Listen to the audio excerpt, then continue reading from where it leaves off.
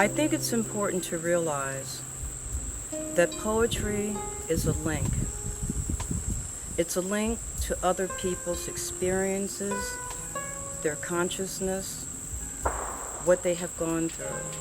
And they're speaking to us, and they're speaking from this collective consciousness of grief and sorrow and joy and excitement and intelligence and beauty. So why Black poets? Why now?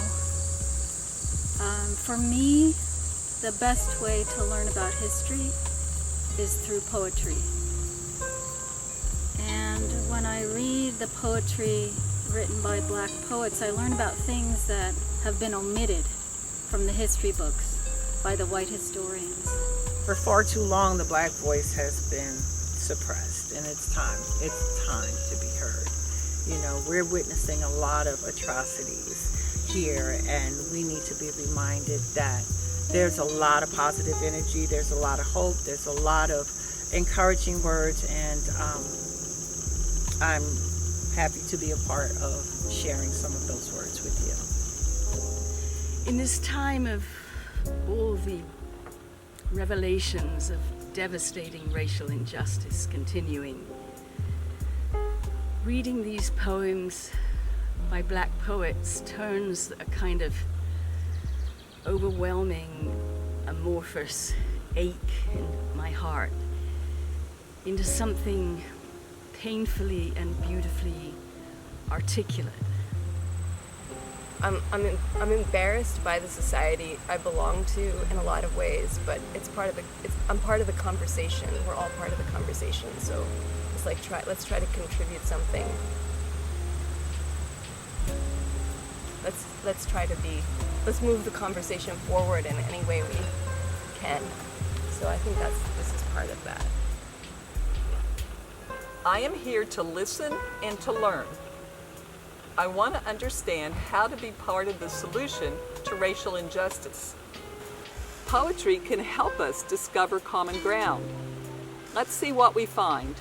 I was just reading this, James Baldwin talking about the rituals that different communities have for themselves.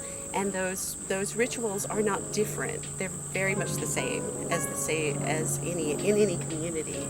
But the particularities of those rituals allow people to see themselves. Poetry is a place of truth-telling and emotional honesty, which is really needed right now.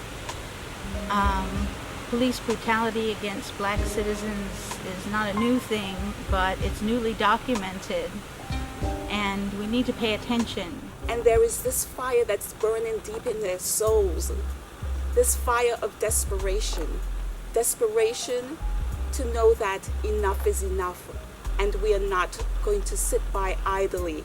We're going to come together as one, and we're going to stand up and build a better world. As a Latina, migrating here from Puerto Rico, not knowing how to speak English, I was always reminded of how I wasn't enough. And I want my students and others to know that that's not true. That we are enough, and that we are whole and we are complete with everything that we are and everything that we're not. And as Black Americans, we have said over and over again what it is we need, what it is we desire, which is nothing more than anybody else would want. In light of what has been going on for years and years and years and has now exploded, it is time that we use our voices as poets, as artists, as speakers, as patriots, to do what we need to do. Poetry will do that. We're out of time. We must act now. And you must stop and listen.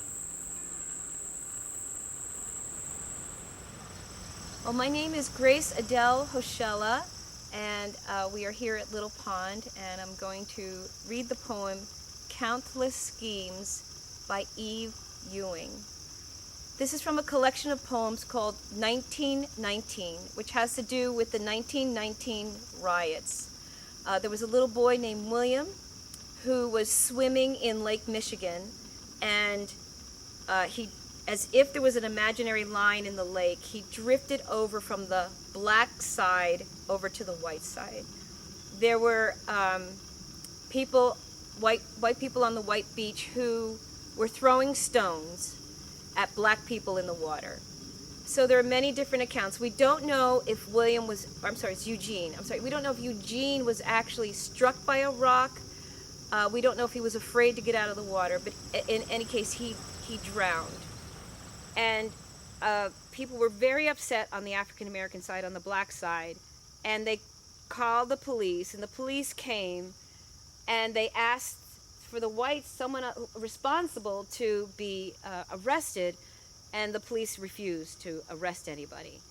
Then there was a gentleman in the crowd, a black man, who fired into the crowd of police, and then a black police officer who was brought down to help quell the upset shot this man. That's what began this riot, and it lasted, they say, almost 2 weeks, and over 500 people were injured. Both black and white people were murdered, and there was a lot of random violence and homelessness, and it was a terrible, terrible time. And as I was listening to the author, the reason why we don't know about this 1919 riot is because there is no hero. Like in the Civil War, we have Lincoln, saved the day, and then like in the Civil Rights era, it was Martin Luther King and Rosa Parks, but there's no hero emerges from this 1919.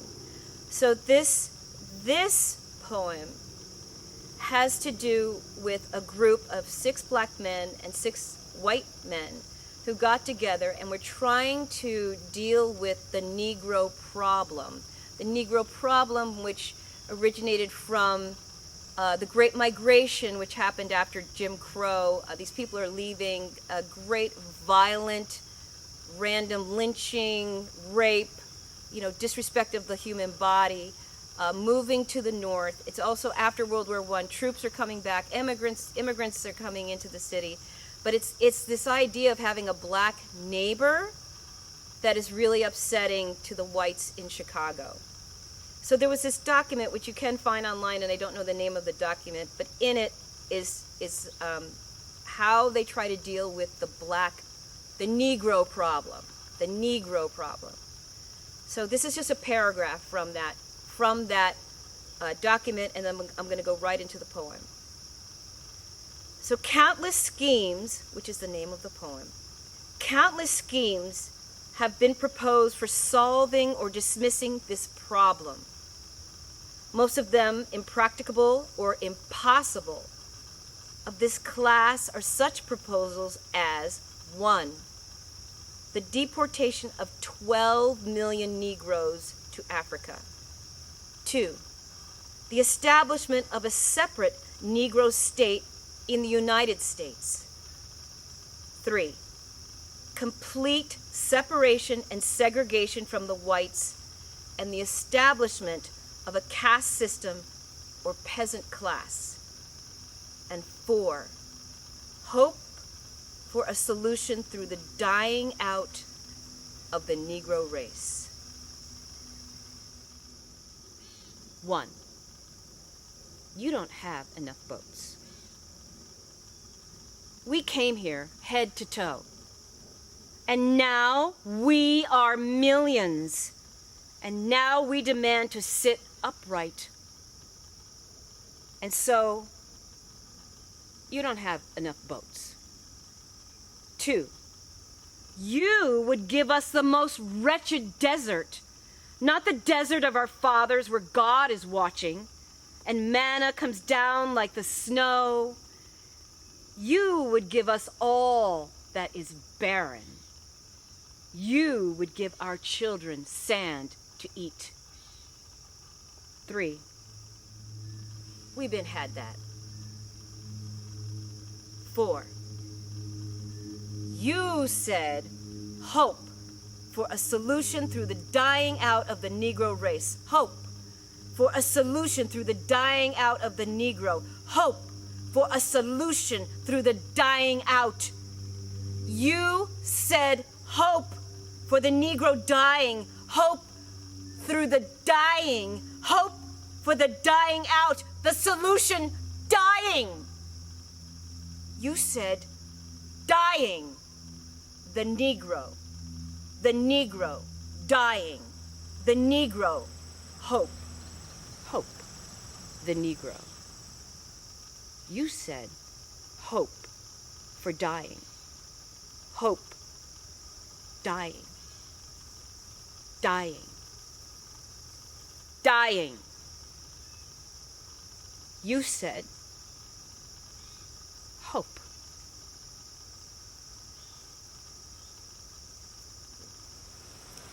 My name is Bridget George, and I'm the Executive Director of the Bach Choir of Bethlehem. And I chose this poem by Robert Hayden, Frederick Douglass, because of two profound connections. The first is that I'm a Baha'i, and Robert Hayden, who was the first African American poet laureate of the United States, was also a Baha'i. And he combined this deep study of the searing pain of African American history with this kind of irrepressible hope that through our day-to-day actions we could reach collective realization of the oneness of humankind. So his poem has both the pain and the hope in it. The other connection I felt very deeply is that as we at the Bach Choir struggle with being able to breathe as a choir and being kept apart in this terrible pandemic where breathing is the heart of singing, and also with the I Cannot Breathe of George Floyd. And somehow in this poem I was stunned and just awed by the masterful image that Robert Hayden has in the poem of breath and freedom, of how freedom is as needful to man as air. And as what he says, the diastole and the systole of the heart, as it beats, when it beats, and it pumps blood and oxygen into every part of our body. And it was this image really that moved me to dedicate the reading of this poem to one of our Bach Choir soloists, Deshaun Burton, who was recently with us to record a Bach at Noon concert recording. While he was here, he engaged in conversation with some of his Bach Choir colleagues and talked about his personal experience of both the ravages as a black man, the ravages of COVID-19, and the ravages of racial injustice. And afterwards, he wrote this message, which I thought was so perceptive. In the same way that we were all fumbling in the dark and saying our German vowels incorrectly, it took mentors and people who were patient with us to open our ears and our hearts. If we can make pilgrimages around the world and learn to love more Bach more deeply, we can do the same for issues in our community. None of us will be perfect on this journey, but as long as we aren't intimidated into doing nothing, we'll keep moving forward. And then he said, if you feel like you need other avenues of action, I'll be here to help you as much as I can. Deshaun, as we move forward, I am honored to accept your offer of help. by sharing your voice with the voices of our poets and readers, and to dedicate this reading to your day-to-day activities and to your life and work.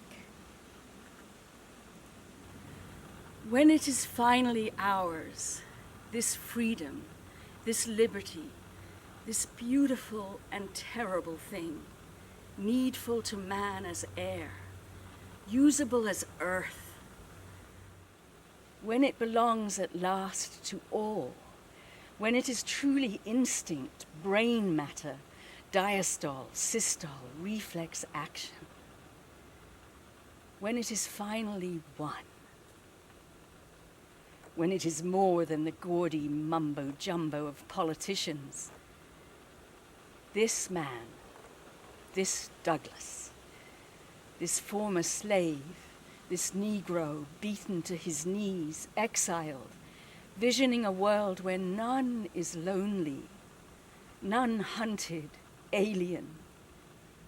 This man, superb in love and logic, this man shall be remembered. Oh, not with statues' rhetoric, not with legends and poems and wreaths of bronze alone, but with the lives grown out of his life. The lives fleshing his dream of the beautiful, needful thing.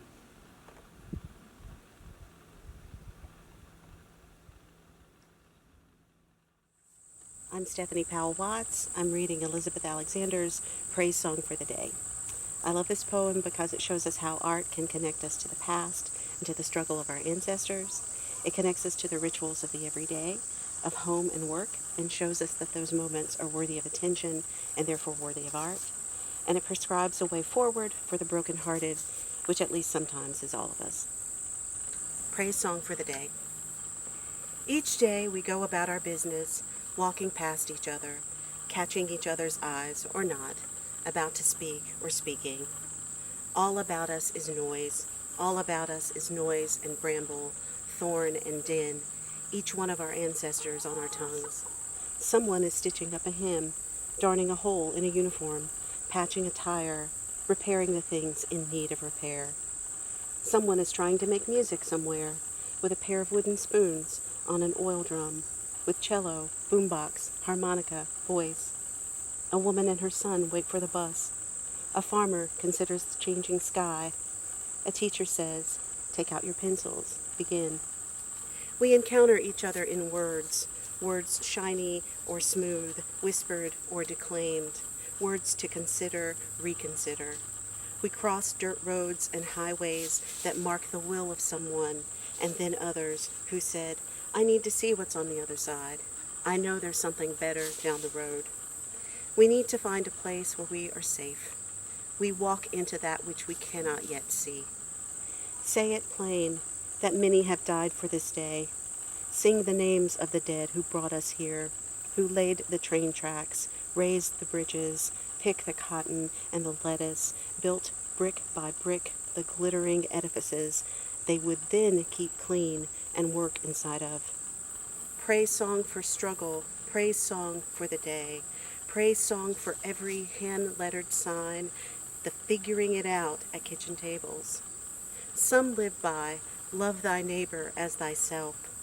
Others by, first do no harm, or take no more than you need. What if the mightiest word is love? Love beyond marital, filial, national, love that casts a widening pool of light, love with no need to preempt grievance. In today's sharp sparkle, this winter air, anything can be made, any sentence begun, on the brink, on the brim, on the cusp. Praise song for walking forward in that light. My name is Cleveland Wall. I'm a poet. That's my main thing. And the poem that I chose for this project is by Ross Gay. It's called "Sorrow Is Not My Name." and it's after Gwendolyn Brooks. No matter the pull toward brink, no matter the florid, deep sleep awaits, there's a time for everything. Look, just this morning a vulture nodded his red grizzled head at me, and I looked at him, admiring the sickle of his beak. Then the wind kicked up, and after arranging that good suit of feathers, he up and took off, just like that.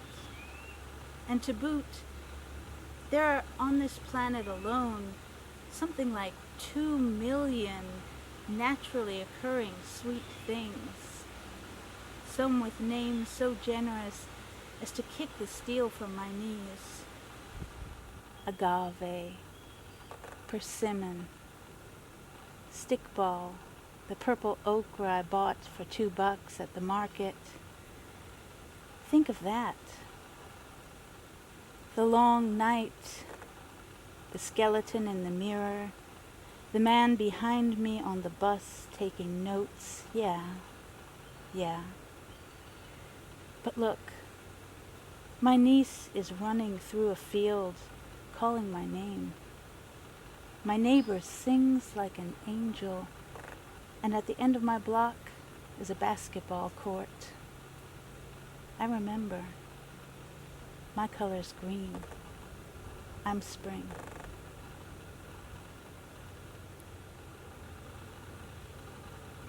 And so, what I appreciate about this poem is the literary through line there. The closing line of this poem references the poem by Gwendolyn Brooks, if you're not familiar with it, called To the Young Who Want to Die.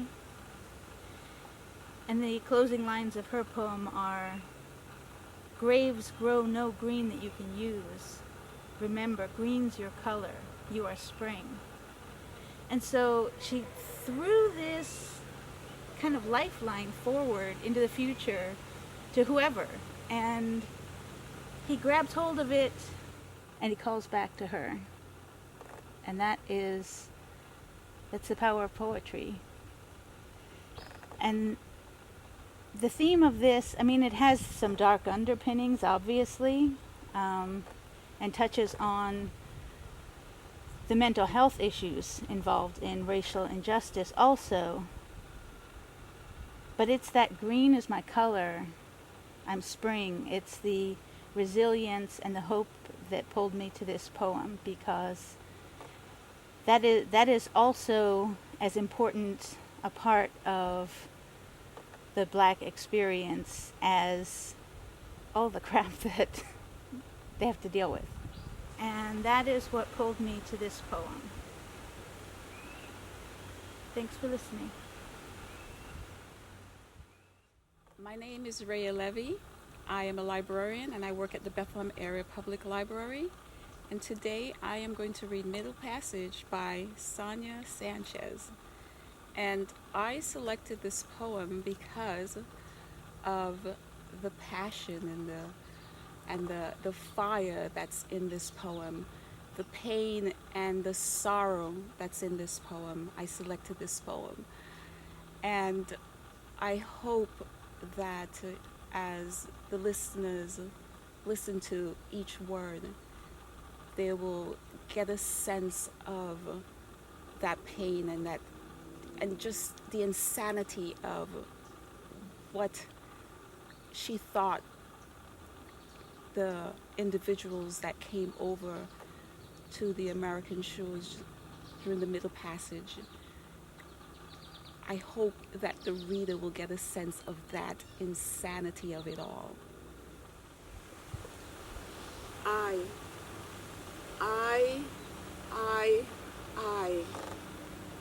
am.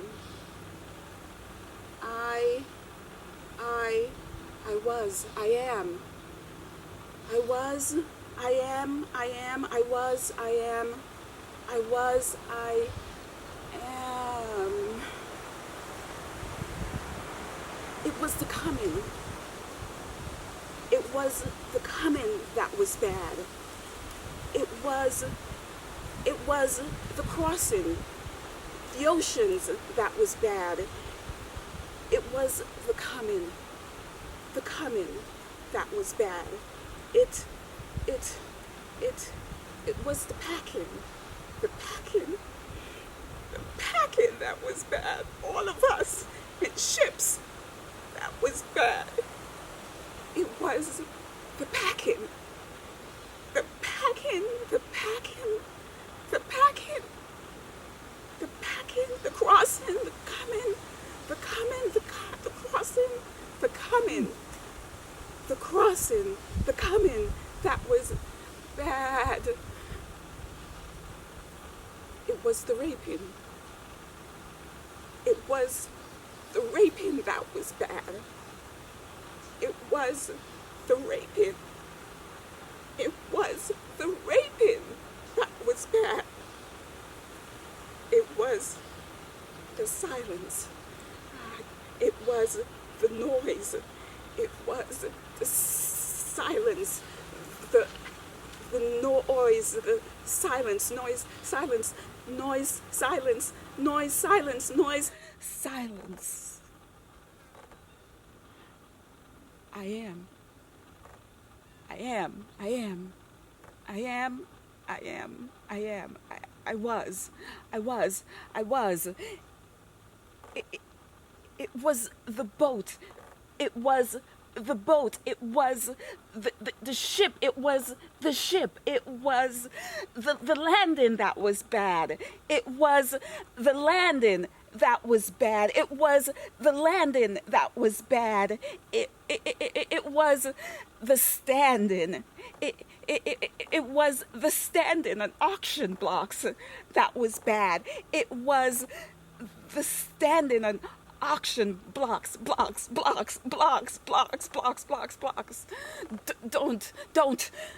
Don't touch me. Don't touch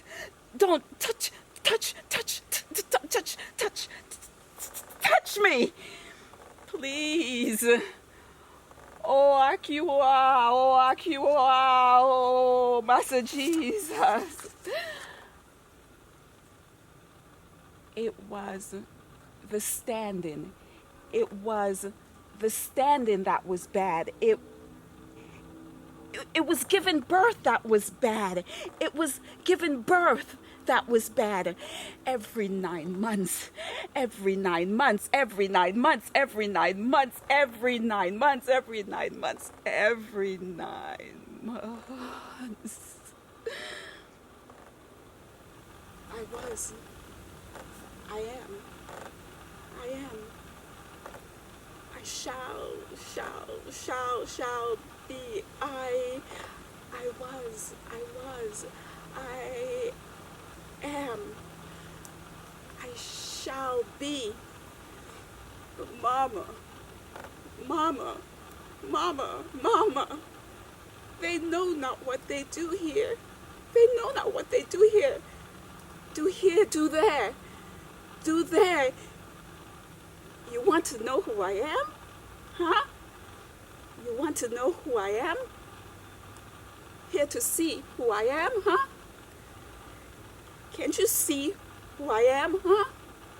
Can't you see who I am, huh?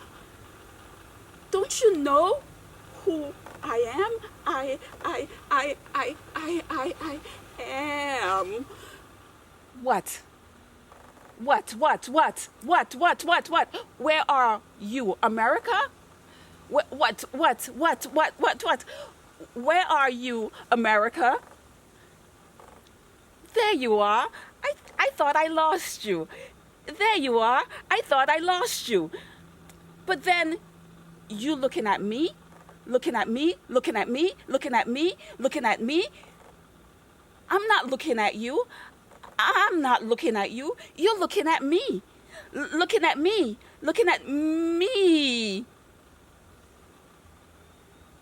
Whatever I remember, I forget.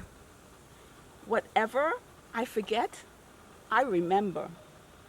Whatever I don't want to remember, I forget.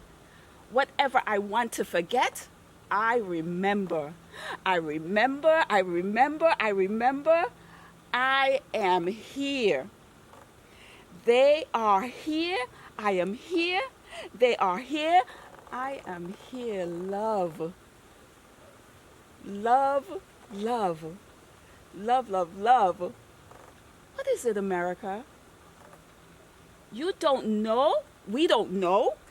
You know we know. You know we know.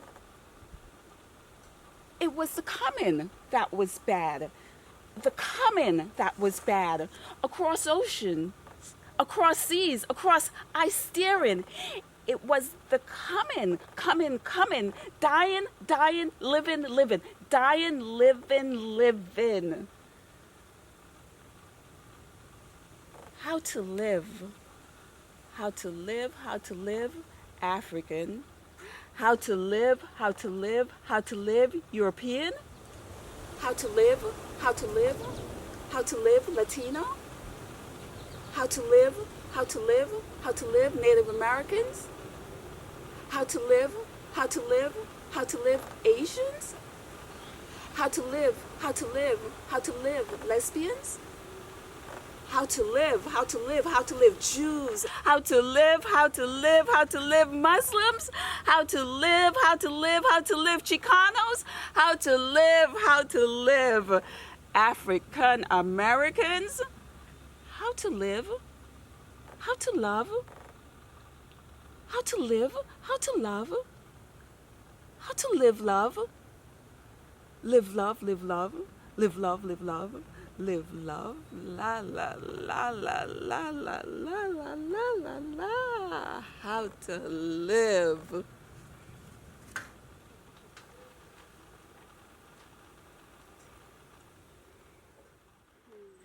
My name is Yulitza Corsino Davis, and I'm a learning specialist at Lehigh Carbon Community College. Today I chose this poem because it reminds me of my mom and my aunt and all the women in my family who wanted to be able to achieve things, do something different than what they were allowed to do. But they always were told that they couldn't. But when I went to school, they told me that I could and that I should, and they gave me the strength. And as a person of color, many times we're told what we can't do, what not to do. And so this poem is about saying yes, yes we can. Sí se puede. This poem, Sí se puede, is by a Mexican-American poet, Kim Bayanes. Women of color know what it's like to have brown skin, big dreams, and a corazón that keeps saying, sí se puede. Their works tell me, sí se puede. We must link arms and hold hands and remind one another, sí se puede.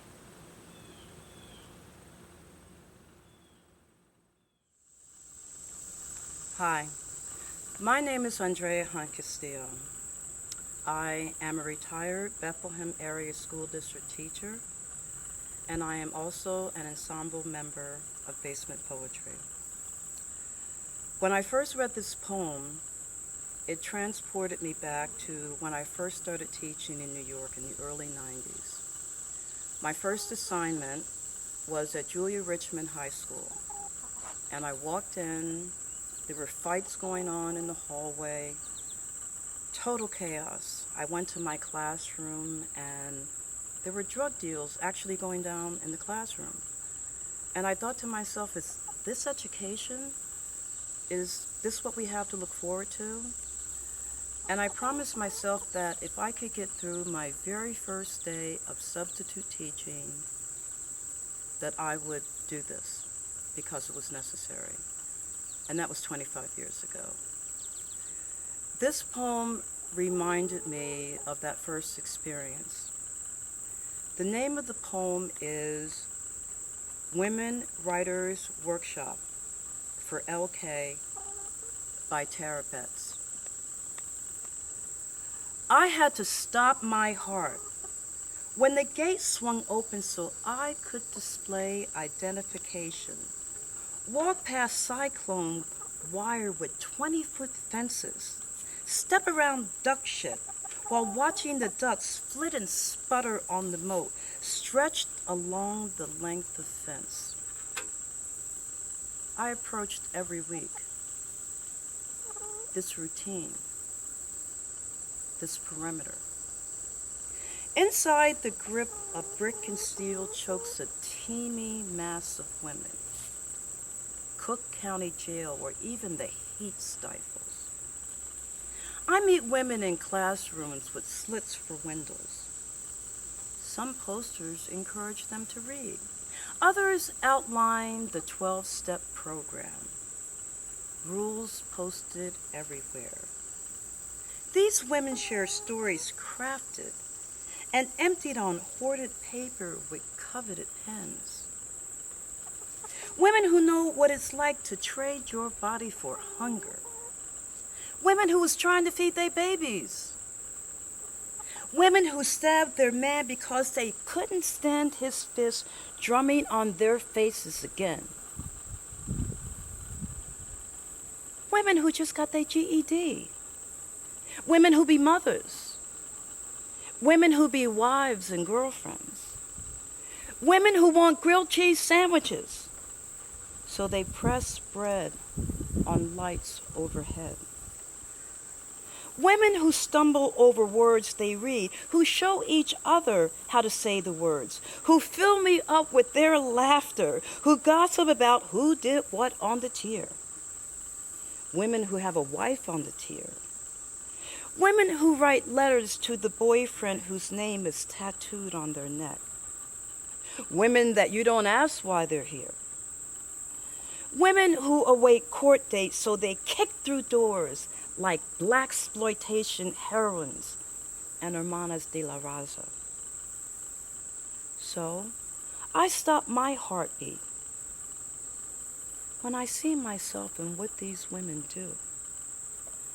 My pulse slows down to death inside because I want them to follow me out these doors, out these gates, past the ducks, so they can sleep in beds with sheets they chose, have the luxury of spending too much time and money at the diner they can walk to whenever they feel like it. Knowing they are beautiful, knowing the wind itself affirms they are beautiful, intelligent, capable as polished steel bent to architectural perfection, despite what statistics say, in spite of who touched them in unhealed memory, despite arms that should have held them gently.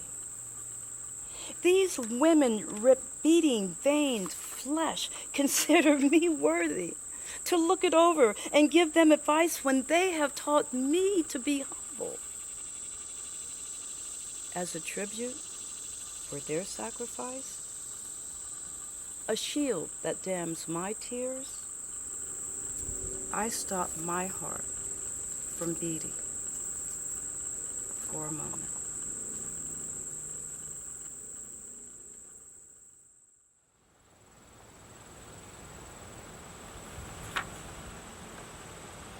This is called The Flowers by Alice Walker.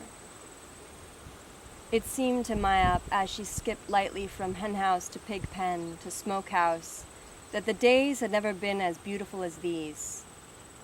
The air held a keenness that made her nose twitch. The harvesting of the corn and cotton, peanuts and squash made each day a golden surprise that caused excited little tremors to run up her jaws. Maya carried a short, knobby stick. She struck out at random at chickens she liked and worked out the beat of a song on the fence around the pig pen. She felt light and good in the warm sun.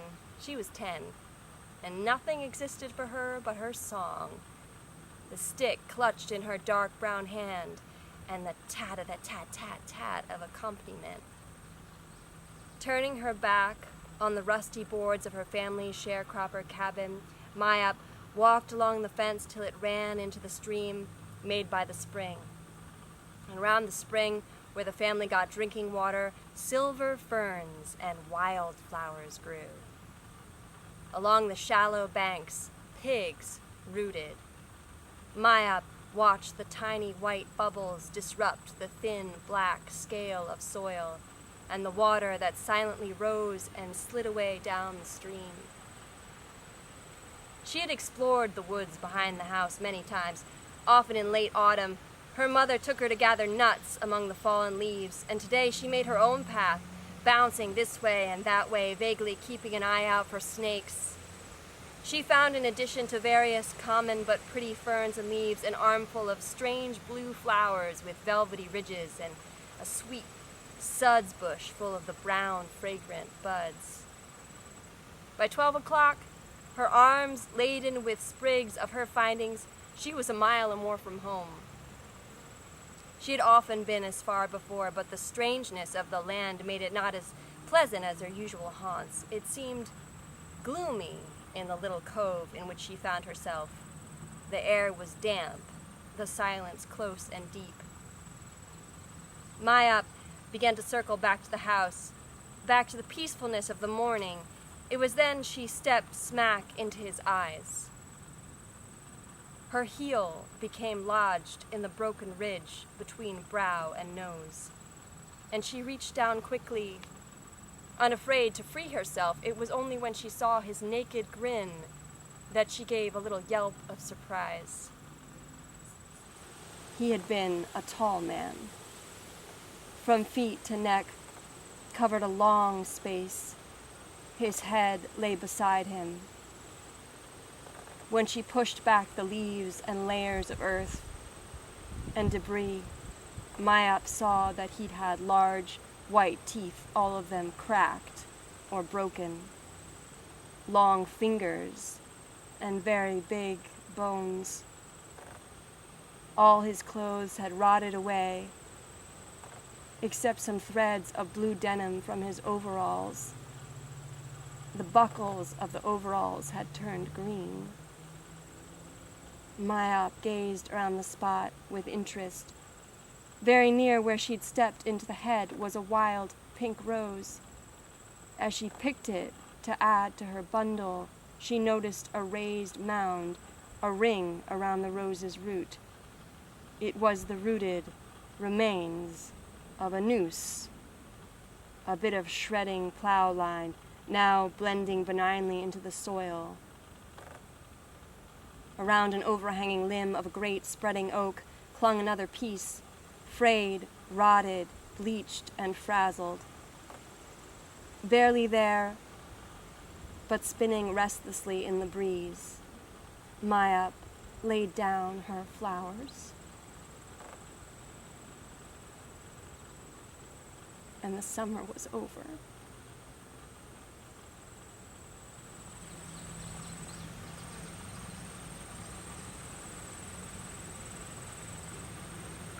You know, it's funny, like every time you read a poem, you notice something new.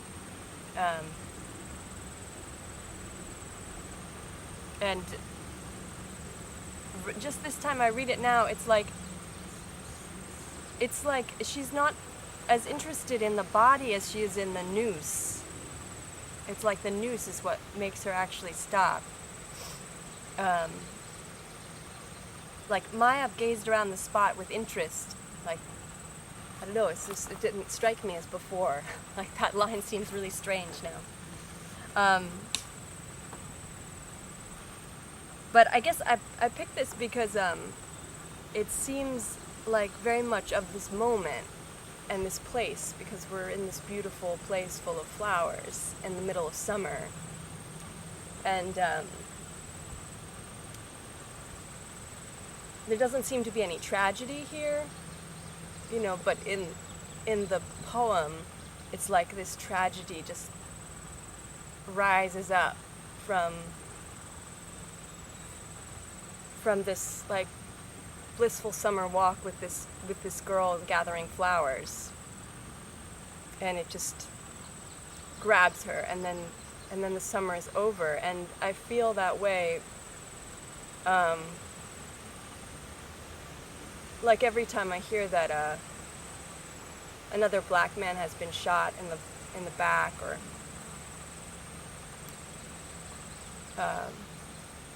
in the case of George Floyd, asphyxiated to death,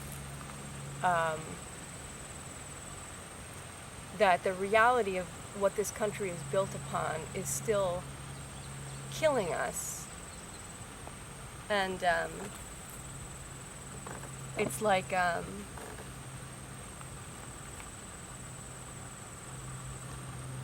it's like the culture is poisonous, and it's got a root that is so deep, that is from the beginning, that like a lot of these plants here, you know, if you snap it on the stem, it'll just come back from the root again and again and again. It's like, you know, the wound is so deep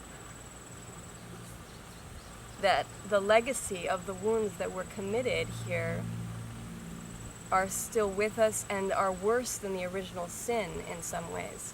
It's like slavery didn't go away, it just evolved into something more insidious and more terrible. And, you know, it's poisonous. It's like, and it's so, in that poem, it's just so, the brutality of it is so present for me. And that image of the rotting man that hasn't even been given a proper burial, you know. The brutality of that is like so savage.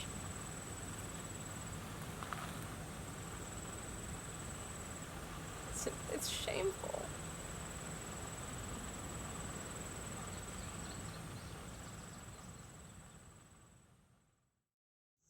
Hi, I'm Deirdre Van Walters, and I'll be reading Next by Lisa Klein Ransom.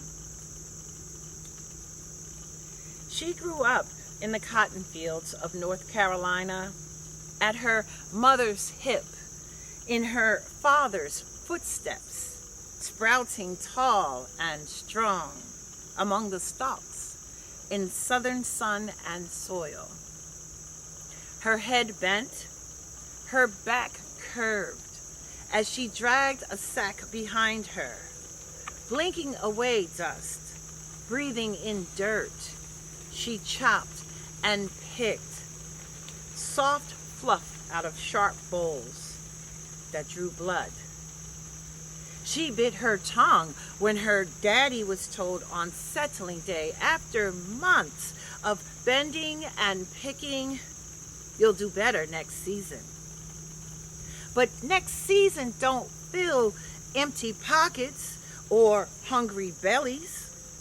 Standing eye to eye with her mama and papa in the dark night, she whispered goodbye and headed for the next train. The sun rose on a city budding tall buildings, fast walkers, and loud cars, while hatred beat down on her neck and fear blew in her face. She worked still from sun up to sundown on a factory line, clocking in one day after the next, hoping to make something beautiful blossom from nothing.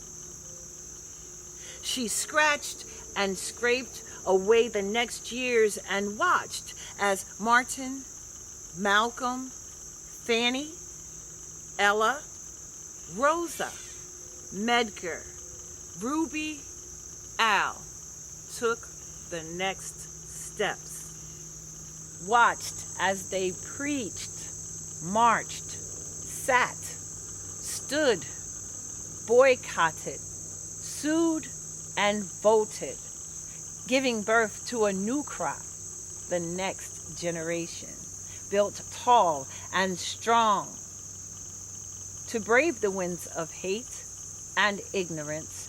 Her back straightened, her eyes widened, her voice grew louder as she began planting her own seed, up one row, down the next. In schools, in pews, in voting booths. Her vote counted through one president after the next. Kennedy, Johnson, Nixon, Ford, Carter, Reagan, Bush, Clinton, Bush, and from Obama, she sowed hope, reaped courage from rain and drought. In a world that says wait, not now, next season, she stands in footprints left in the soil of those who came before and those who will come next, who will never wither under the rockiest dirt, the hottest sun, the scores of weevils. She tills the soil to her people who keep growing tall and strong through the next day, the next week, the next month, the next year, the next election, and the next president.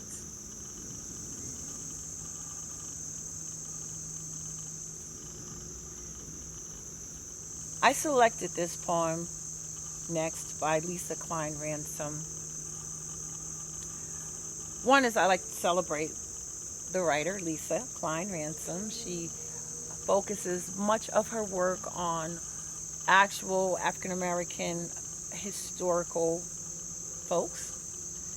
And this particular piece speaks to what we're going through in these times right now. We are back marching and protesting and boycotting. This is an election year. It is time to remember that we do have a voice, and that voice can be exercised through voting. This poem is a poem of hope, to show that we as a people have been resilient. We have withstood all types of working conditions, from working on a plantation to putting in many hours at a factory, to actually reckoning with that voice and standing up and boycotting and protesting and making our voice, most importantly, count through our vote.